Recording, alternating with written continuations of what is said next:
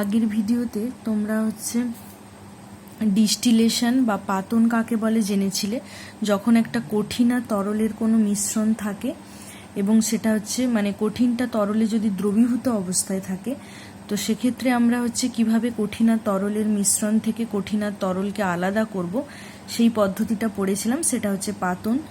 তো সেক্ষেত্রে আমরা হচ্ছে দেখেছিলাম কি না, প্রথমে দ্রবণটা হচ্ছে নিয়ে, এখানে এই যে ছবিটা দেওয়া আছে, প্রথমে দ্রবণটা নিয়ে তাকে যদি আমরা উত্তপ্ত করতে থাকি, তো তরলটা কি হবে, নির্দিষ্ট স্ফুটনাঙ্কে কি হবে, বাষ্পীভূত হবে, আর কঠিন পদার্থটা কি হবে, ওই পাত্রে হচ্ছে তলায় জমা হবে। তো বাষ্পীভূত হয়ে সেই বাষ্পকে আমরা ঠান্ডা করে কি করেছিলাম, গ্রাহক পাত্রে সংগ্রহ করেছিলাম। তো এইভাবে কঠিন আর তরলের হচ্ছে মিশ্রণটাকে আমরা পৃথক করেছিলাম। আজকে যেটা আমরা পড়বো, এক্ষেত্রে দেখো এখানে কিন্তু কঠিন আর তরল নয়, এখানে হচ্ছে দুটোই হচ্ছে তরলের হচ্ছে মিশ্রণ, এবং এটা একটা সমসত্ব মিশ্রণ, পরস্পর মিশে যাবে। দুটো কেস আমরা আজকে এখানে পড়বো। একটা প্রথমে তোমাদেরকে যেটা বলেছে সেটা হচ্ছে দুটো তরলের হচ্ছে সমসত্ব মিশ্রণ থেকে আমরা দুটো তরলকে কিভাবে হচ্ছে পৃথক করব, আর দ্বিতীয় ক্ষেত্রে আমরা দেখব যে পরস্পর মিশে না এরকম দুটো তরল থেকে আমরা কিভাবে দুটো তরলকে পৃথক করছি। তো দুটো তরলের যখন সমসত্ব মিশ্রণ হবে, সেক্ষেত্রে যে পদ্ধতিটাকে আমরা কাজে লাগাই তাকে আমরা বলি আংশিক পাতন বা ফ্র্যাকশনাল ডিস্টিলেশন। এই পদ্ধতিটাও এই আগের তোমার ডিস্টিলেশনের মতোই। এক্ষেত্রে আমরা কি করেছিলাম, এখানেও যেমন দ্রবণটাকে হচ্ছে বার্নার দিয়ে উত্তপ্ত করেছিলাম, কি হয়েছিল না, তরল পদার্থটা একটা নির্দিষ্ট তার যে স্ফুটনাঙ্ক তাতে বাষ্পীভূত হয়ে গেছিল, দিয়ে আমরা আলাদা করেছিলাম, আর কঠিনটা এখানে পড়েছিল। তো এক্ষেত্রে আমরা কি দেখবো, দেখো এখানেও দেখো এইরকম একটা ফ্লাক্স নেওয়া হবে, যেটাকে পাতন ফ্লাক্স বলছে। এখানে আমরা মিশ্রণটাকে নেব, এটাও একটা এই সাইডে একটা হচ্ছে ক্ল্যাম্পের সাহায্যে এইভাবে ফ্লাক্সটা কি হবে, বার্নারের উপর বসিয়ে এখানে হচ্ছে উত্তপ্ত করতে হবে। এখানে যেটা হবে, এখানে যেহেতু দুটোই তরল পদার্থ এবং দুটো তরলের সমসত্ব মিশ্রণ, মানে মিশ্রণে দুটোই কি হচ্ছে, মিশে আছে। তো এক্ষেত্রে আমরা যেটা করি, দুটো তরলের মধ্যে কি হবে না, আলাদা আলাদা স্ফুটনাঙ্ক থাকবে। একই স্ফুটনাঙ্কের তো দুটো তরল হতে পারে না, নিশ্চয়ই দুটো আলাদা আলাদা স্ফুটনাঙ্ক আছে। তো এক্ষেত্রেও আমরা যখন তাপ দেব, যে তরলের ধরো স্ফুটনাঙ্ক কম, মানে ধরো এক্ষেত্রে যে উদাহরণটা দেওয়া আছে তোমাদের, জল আর ইথাইল অ্যালকোহল। তো জলের তোমরা জানো স্ফুটনাঙ্ক কত হয়, 100 ডিগ্রি সেন্টিগ্রেড, আর ইথাইল অ্যালকোহলের হচ্ছে স্ফুটনাঙ্ক হয় 78.2। তাহলে তোমরা বুঝতেই পারছো যে আমরা যদি উত্তপ্ত করতে থাকি, প্রথমে কি হবে, ইথাইল অ্যালকোহল হচ্ছে ফুটতে শুরু করবে, মানে বাষ্পীভবন হচ্ছে ইথাইল অ্যালকোহলের প্রথমে শুরু হবে, কারণ এটা তো এর স্ফুটনাঙ্ক তো কম, জলের স্ফুটনাঙ্ক 100। তাহলে আস্তে আস্তে তাপমাত্রা বাড়তে বাড়তে যখন দ্রবণে বা মিশ্রণের হচ্ছে তাপমাত্রাটা 78.2 গিয়ে পৌঁছবে, তখন ইথাইল অ্যালকোহল কি হবে, খুব সহজেই হচ্ছে বাষ্পীভূত হয়ে যাবে। তো যখনই ইথাইল অ্যালকোহল হচ্ছে বাষ্পীভূত হবে, এখানে দেখো, এখানে প্রথমে যন্ত্রটা একটু বলে দিই, বলেছে এইখানে মিশ্রণ আছে, এটা একটা ফ্লাক্স, এই ফ্লাক্সটাকে ক্ল্যাম্পের সাহায্যে যে আটকানো হয়েছে। এবার ফ্লাক্সের মুখে একটা আংশিক পাতন স্তম্ভ যোগ করো, এই যে স্তম্ভটা, এটাকে বলে আংশিক পাতন স্তম্ভ।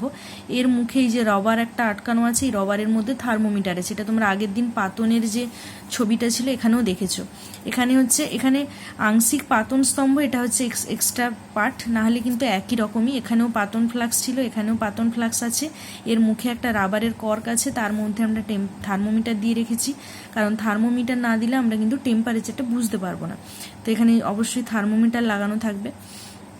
এবার এখানে দেখো ডিস্টিলেশনের যন্ত্রটা যেমন, এটাও ঠিক সেরকমই, এরকম একটা পার্শ্বনল আছে, পার্শ্বনল দিয়ে এদিকে কি হয়েছে, এরকম পার্শ্বনলের শেষ প্রান্তটা হচ্ছে এরকম হচ্ছে গ্রাহক পাত্রে জমা হয়েছে, এবং তার উপরে এরকম একটা লিবিক শীতক, যেটা হচ্ছে এই যে বাষ্পীভূত হয়ে যে তরলটা আসছে তাকে হচ্ছে ঠান্ডা করবে, কারণ বাষ্প আকারে আমরা তো এখানে মানে সংগ্রহ করতে পারবো না। তো বাষ্পটাকে আমরা যদি বাইরে থেকে জল দিয়ে ঠান্ডা করে দিই, তাহলে তরল আকারে কি হবে, পাত্রে জমা হবে। তো ঠিক এখানেও ওই একই রকম দেখো, এই যে আংশিক পাতন স্তম্ভ, তার মুখেও এরকম একটা পার্শ্বনল আছে, এই পার্শ্বনল কি হবে, এইখানে পার্শ্বনলের শেষ প্রান্তটা এসে কি হয়েছে, এই যে পাতিত তরল এরকম একটা গ্রাহক পাত্রে জমা হবে। এখানেও আমরা এরকম একটা লিবিক শীতক হচ্ছে ইউজ করেছি, মানে কিছুই নয়, এই নলের বাইরের দিকে একটা কি হয়, একটা সিস্টেম, এটা একটা যেটা কি হয় না, যে যার কাজ শুধুমাত্র কি হচ্ছে ঠান্ডা জল হচ্ছে এর ওপরে কি করবে দিয়ে এই পুরো জিনিসটাকে ঠান্ডা রাখবে। তাহলে কি হবে, যখন বাষ্প এর মধ্য দিয়ে নলের মধ্য দিয়ে প্রবেশ করবে তখন বাষ্পটা কি হবে, এই ঠান্ডার সংস্পর্শে এসে বাষ্পটা কি হবে সহজেই তরলে পরিণত হয়ে যাবে।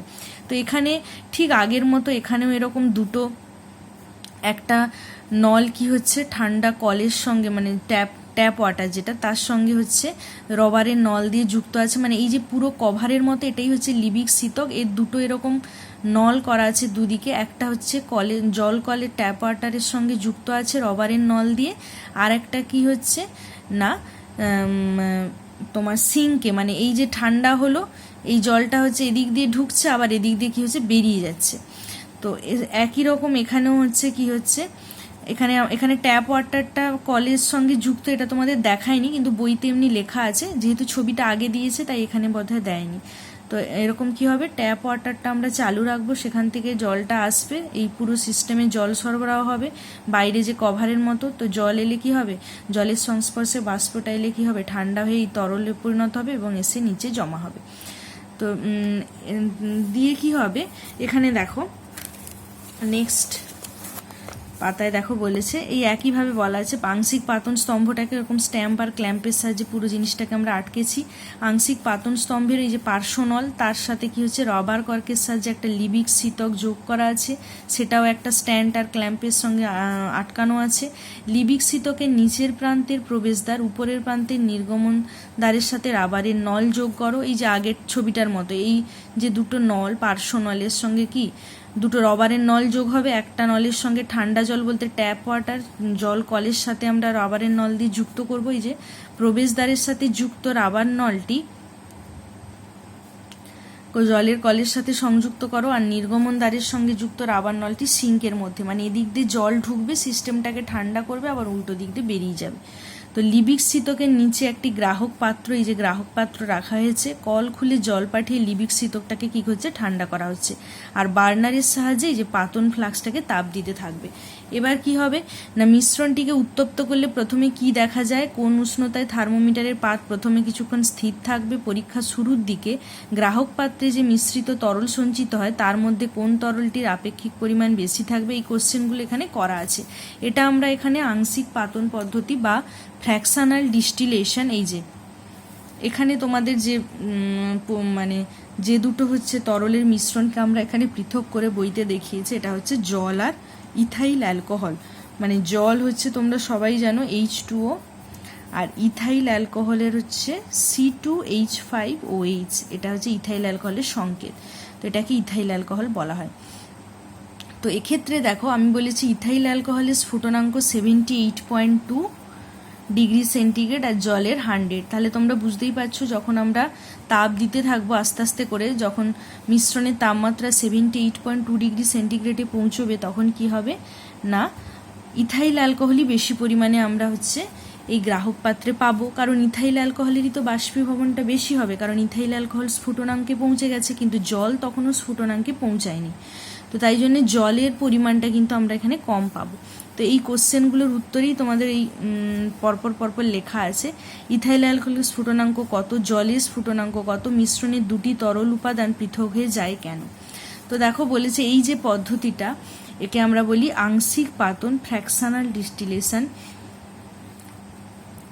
আগের পদ্ধতিটা তোমরা পড়েছিলে কঠিন আর তরলের যে মিশ্রণ ছিল, সেখানে তোমরা কি পড়েছিলে, পাতন পড়েছিলে, সেখানে কিন্তু আমরা পুরোপুরি পৃথক করতে পেরেছিলাম। পুরোপুরি দ্রবণটাকে উত্তপ্ত করলে তরল পাটটা কি হবে পুরোপুরি বাষ্পীভূত হয়ে গিয়ে গ্রাহক পাত্রে জমা হয়েছিল, আর কঠিনটা কি দেখেছিলাম এরকম ফ্লাক্সের নিচে অবশেষ বা রেসিডিউ হিসেবে জমা হয়েছিল।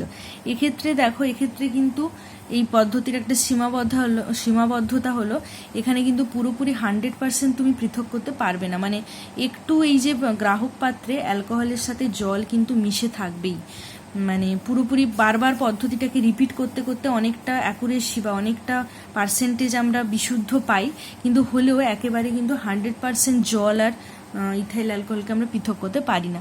তো কি বলেছে দেখো, মিশ্রিত দুটি তরলের স্ফুটনাঙ্কের মধ্যে যথেষ্ট পার্থক্য থাকলে এই পদ্ধতিতে তরল দুটি আলাদা করা যায়।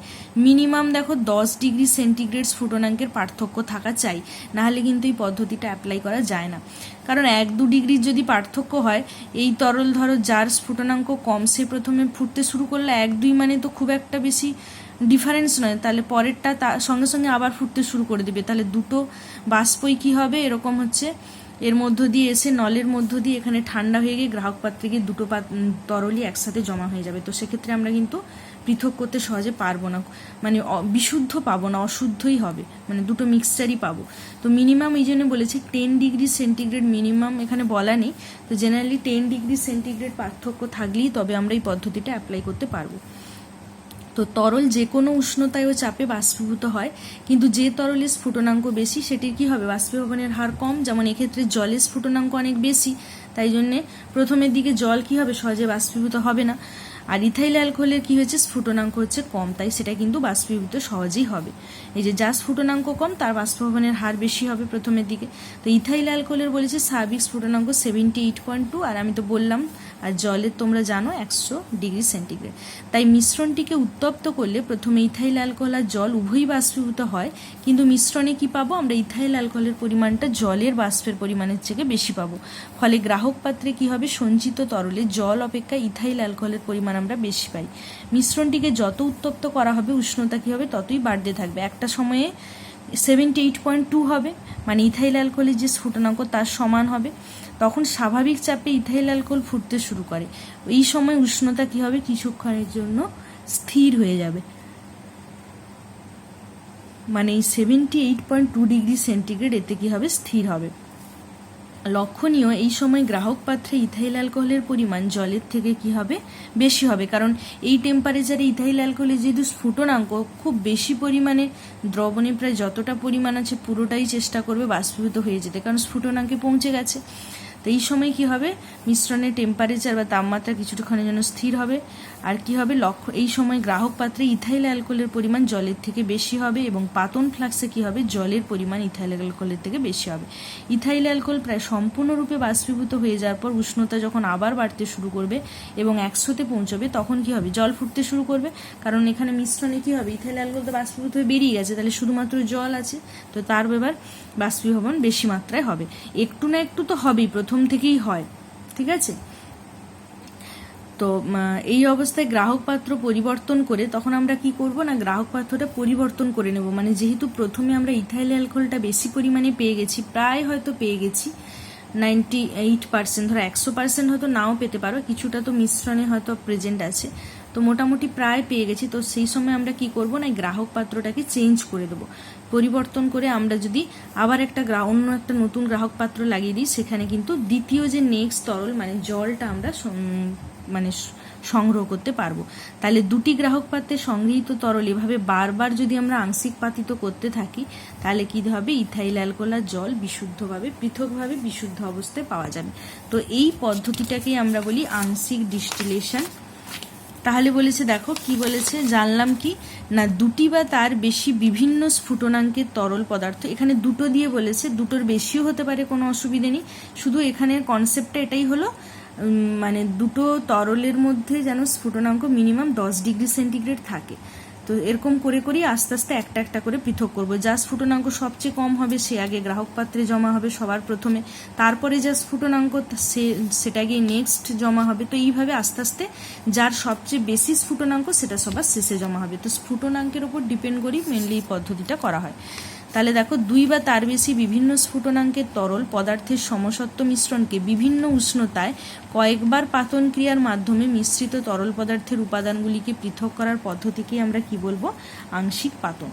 আংশিক পাতন ক্রিয়ার এবার প্রয়োগ বলেছে, বাতাস প্রধানত নাইট্রোজেন আর অক্সিজেনের সমসত্ব মিশ্রণ, এছাড়া আর্গনের মতো নিষ্ক্রিয় গ্যাসের মধ্যে অতি সামান্য পরিমাণে থাকে, নিষ্ক্রিয় গ্যাসও এর মধ্যে থাকে মানে বাতাসে। তো উষ্ণতা কমিয়ে এবং চাপ বাড়িয়ে বাতাসকে প্রথমে কি করা হয়, তরলে পরিণত করা হয়, এরপর তরলীকৃত বাতাসের আংশিক পাতন করে নাইট্রোজেন আর অক্সিজেন পৃথক করা হয়। তো এই যে অক্সিজেন, আর্গন আর নাইট্রোজেন এই তিনটের যদি মিশ্রণ হয়, সমসত্ব মিশ্রণ, সেক্ষেত্রে দেখো অক্সিজেনের স্ফুটনাঙ্ক -180°, আর্গনের -186°, আর নাইট্রোজেনের হচ্ছে -196°। তো এভাবে হচ্ছে কি করা হয়, আমরা কি করি না একটা একটা পৃথক করি। তো মেন প্রধান এই আংশিক পাতনের একটা বড় তোমাদের ব্যবহারিক প্রয়োগ বলতে পারো পেট্রোলিয়ামের আংশিক পাতন। বলেছে বিটুমিনাস কয়লার অন্তর্ধূম পাতনে আলকাতরা পাওয়া যায়। আলকাতরার আংশিক পাতনের ফলে উষ্ণতার বিভিন্ন পাল্লায় লঘু তেল, মধ্যম তেল এবং ভারী তেল অংশ পাওয়া যায়। লঘু তেলের পুনরায় আংশিক পাতন করলে বেনজিন, টলুইন, জাইলিন পাওয়া যায়। মানে আমরা যে কয়লার যে তোমার পাতন হয়, মানে কয়লার অন্তর্ধূম পাতন, সেখানে বলেছে প্রথমে আলকাতরা পাওয়া যায়। এই আলকাতরাতে আবার অনেক কিছু হচ্ছে মিশে থাকে। তো সেই যে মিশে থাকে সেই প্রত্যেকটা পদার্থকে আলাদা করার জন্য আমরা এই আংশিক পাতন পদ্ধতি ব্যবহার করে থাকি। ঠিক আছে, এখানে দেখো তোমাদের একটা ছবি দেওয়া আছে। এই যে প্রথমে বলেছে দেখো লঘু তেল, মধ্যম তেল, এই যে অবশেষ। আচ্ছা, তোমরা প্রথমে দেখে নাও।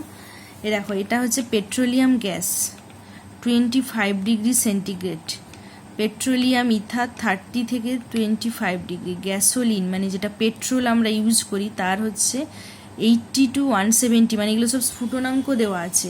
কেরোসিন তেল এটা আমরা কততে পাচ্ছি 170 থেকে 250°C। ডিজেল পাচ্ছি আমরা 250 থেকে 350°C। তারপরে ফুয়েল তেল সেটা 350 থেকে 400, আর অবশেষ তেল হচ্ছে 400°C হচ্ছে অধিক। তো দেখো এখানে যে বলেছে এইভাবে হচ্ছে আমরা কি করি পাতন প্রক্রিয়া কাজে লাগে। এই বিভিন্ন টেম্পারেচার বা বিভিন্ন স্ফুটনাঙ্কে আমরা এক একটা তাহলে দেখতে পাচ্ছ জিনিস পাচ্ছি। তো পেট্রোলিয়াম বা খনিজ তেল কঠিন, তরল ও গ্যাসীয় বিভিন্ন হাইড্রোকার্বনের হচ্ছে মিশ্রণ। মানে পেট্রোলিয়াম যেটা সেটা কি বলেছে না কঠিন, তরল ও গ্যাসীয় বিভিন্ন হাইড্রোকার্বনের মিশ্রণ। উষ্ণতার বিভিন্ন পাল্লায় আংশিক পাতন করে বিভিন্ন কাজের পক্ষে উপযোগী অংশে ভাগ করা হয়। এই পদ্ধতিকে পেট্রোলিয়ামের পরিশোধন বলে। এই যে আংশিক পাতন স্তম্ভে পেট্রোলিয়ামের আংশিক পাতনে প্রাপ্ত বিভিন্ন অংশ হচ্ছে দেখানো হয়েছে। তো টোটাল এটা হচ্ছে পেট্রোলিয়ামের হচ্ছে কি না আংশিক পাতন চলছে, বুঝতেই পারছো। তো এটা হচ্ছে ফার্নেস যেখানে হচ্ছে আগুন জ্বলে। তো বিভিন্ন টেম্পারেচারে আমরা কি কি পাচ্ছি সেখানে একটা লিস্ট তোমাদের দেওয়া আছে। আচ্ছা, তো এটা তোমাদের এখান থেকে দেখো আরেকটা আছে যেটা সেটা হচ্ছে পরস্পর মিশে না এরকম দুটি তরলের মিশ্রণ, জল আর কেরোসিন। ঠিক আছে, জল তেল এগুলো তো ধরো দুটো মিশে যায় না, সমসত্ব মিশ্রণ কি হয়? কেরোসিন জল কোনোদিনও হবে না, কেরোসিন দেখবে ওপরে হচ্ছে ভাসতে থাকবে। তো দেখো, তো এক্ষেত্রে এই যে পদ্ধতিটা এখানে আমি এখনই বলছি এটা খুব সোজা, এটা সেপারেটারি ফানেল। সেপারেটারি মানেই বুঝতে পারছো পৃথক। সেপারেটারি এক ধরনের ফানেল হয়, তাতে তুমি যদি ঢেলে দাও যার দেখবে ভর বেশি সে নিচে চলে যাবে, যার ভর কম সে উপরে ভাসতে থাকবে, দিয়ে আমরা আস্তে করে গড়িয়ে নিয়ে এখানে কি হয় আমরা দুটো মিশ্রণকে হচ্ছে পৃথক করে নিই।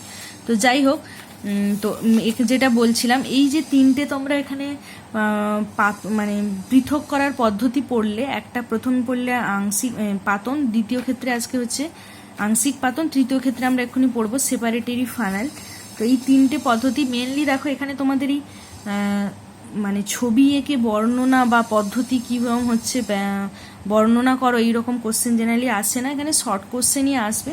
যে কোনো একটা ধরো দুটো তরল হোক বা একটা কঠিন একটা তরলের মিশ্রণ হয়তো দিয়ে বললো এটাকে আমরা কিভাবে পৃথক করতে পারবো, পাতন, আংশিক পাতন, এইভাবে আর কি 3-4টে মাল্টিপল চয়েস আসতে পারে।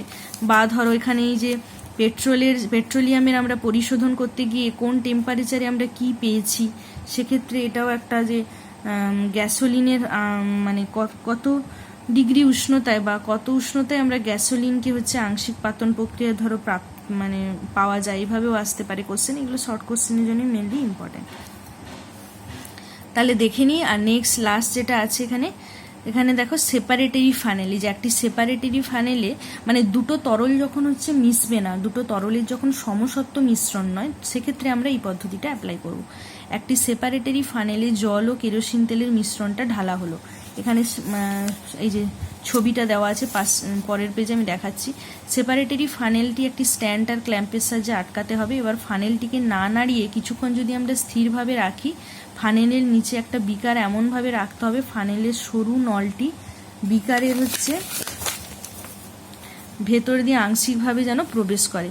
ফানেলের স্টপ কক খোলো এবং সাবধানে নিচের স্তরের তরল বিকারের মধ্যে ঢালো। উপরের তরলের স্তর স্টপ ককের কাছাকাছি এলে স্টপ ককটি বন্ধ করো। এই দেখো, এটা একটা সেপারেটরি ফানেল, এর মধ্য দিয়ে আমরা জল তেলের মিশ্রণ ঢেলে দিয়েছি। তো এরকম দেখতেই পাচ্ছ এখানে একটা আলাদা মতো হয়ে গেছে। তো এখানে কি হবে না, এরকম দুটো পৃথক অবস্থা আছে। এবার বলেছে ফানেলের স্টপ কক খোলো। এখানে একটা স্টপ কক আছে, মানে তুমি পেঁচিয়ে বন্ধ করতে পারো বা চাইলে খুলতে পারো। এবং সাবধানে নিচের স্তরের যে তরল সেটা কি হবে, বিকারের মধ্যে ঢালো। ওপরের তরলের স্তর স্টপ ককের কাছাকাছি এলে স্টপ ককটা বন্ধ করবো। মানে এই যে ধরো কথাই বলছি, জল আর তেল যার ধরো যে ভারী সে তো নিচের অংশে আছে, সেটাকে আমরা আস্তে আস্তে কি করব, গ্রাহক পাত্র বলো বা এখানে কি বলেছে বিকার বলেছে, বিকারে আস্তে আস্তে এরকম এখানে প্যাঁচের মতো আছে, স্টপ ককটা ঘুরিয়ে আস্তে আস্তে সংগ্রহ করবো। এবার যেই দেখবে যে তেলের স্তরটা ঠিক স্টপ ককের কাছে পৌঁছে গেছে, সেই মুহূর্তে বন্ধ করে দেবো, নাহলে তো তেল চলে আসবে। তো সেটাই বলেছে। এবার কোন তরলটি নিচের স্তরে আর কোন তরলটি ওপরের স্তরে দেখা যায় এবং কেন কি বলেছে। এবার পরস্পর মেশে না এমন দুটি অসম ঘনত্বের তরলের মিশ্রণ থেকে তরল দুটিকে আমরা সেপারেটরি ফানেলের সাহায্যে কি করব, পৃথক করব। সেপারেটরি ফানেল হলো লম্বা বা গোলাকার আকৃতির একটা কাঁচ পাত্র, এটা লম্বাটে, যার নিচের দিকে যে স্টপ কক একটি সরু নল থাকে। জল ও তেল এবার সর্ষের তেল হতে পারে, বাদাম তেল, কেরোসিন তেল, পেট্রোল, ডিজেল এরকম পরস্পর মেশে না এবং জলের ঘনত্ব তেলের ঘনত্বের থেকে কি হয় বেশি, তাই দেখতে পাচ্ছ জল নিচে আছে। তো জল ও তরলের মিশ্রণ সেপারেটরি ফানেলে নিয়ে কিছুক্ষণ রেখে দিলে নিচের স্তরে জল আর ওপরের স্তরে তেল এরূপ দুটি স্তরে পৃথক হয়ে যায়। স্টপ কক খুললে নিচের জলের স্তর কি হবে, ফোঁটা ফোঁটা করে বিকারে পড়তে থাকবে। প্রায় সমস্ত জল স্তর যখন গ্রাহক পাত্র মানে বিকারে জমা বা স্থানান্তরিত হবে, তখন আমরা স্টপ ককটা কি করব, বন্ধ করে দেবো। জল ও তেলের সংযোগস্থলে পরস্পরের অণু পরস্পরের মধ্যে ঢুকে পড়ে, এই জন্য উভয় তরলের সংযোগস্থলটা কি হয়, কিছুটা ঘোলাটে লাগে। এটা দেখো বইতে ছবি আঁকা আছে বলে তোমরা বুঝতে পারছো না, এটা যদি তোমরা অ্যাকচুয়াল ল্যাবে দেখতে মানে সরাসরি সামনে দেখাতে পারতাম, তাহলে বুঝতে পারতে যে যেই অংশটা ঠিক মিশেছে দুটো তরলের মিশ্রণ যেখানটায়, সেখানটা একটু ঘোলাটে লাগে, কারণ একটা আরেকটার অণুর মধ্যে মিশে যায়। তো স্টপ কক খুলে এই অংশ বাদ দিতে হয়। এই অবস্থায় গ্রাহক পাত্রে থাকে জল, আর সেপারেটরি ফানেলে খুলে ওই ফানেলে কি থাকবে, তেল থাকবে। তো এভাবে মিশ্রণ থেকে তেল ও জল পৃথক করা যায়। তরল দুটি যদি স্থায়ী অবদ্রব বা কোলয়েডীয় অবস্থার সৃষ্টি করে, তাহলে কিন্তু এভাবে তাদের পৃথক করা যাবে না। একমাত্র দুটো এইভাবে পুরোপুরি আলাদা অবস্থায় থাকলেই আমরা পৃথক করব। কোলয়েড মানে তো পড়েছো, একটা আরেকটার মধ্যে মনে হচ্ছে যেন ঘোলাটে বা জমে আছে, সেক্ষেত্রে কি করব, হবে না। ব্যবহারিক প্রয়োগ, জলের সাথে তেলের মতো কোনো তরল মিশে থাকলে এই পদ্ধতিতে পৃথক করা যায়। আকরিক থেকে লোহা নিষ্কাশনের সময় ভারী গলিত লোহা নিচের স্তরে ও হালকা গলিত ধাতুমল ওপরের স্তরে জমা হয়।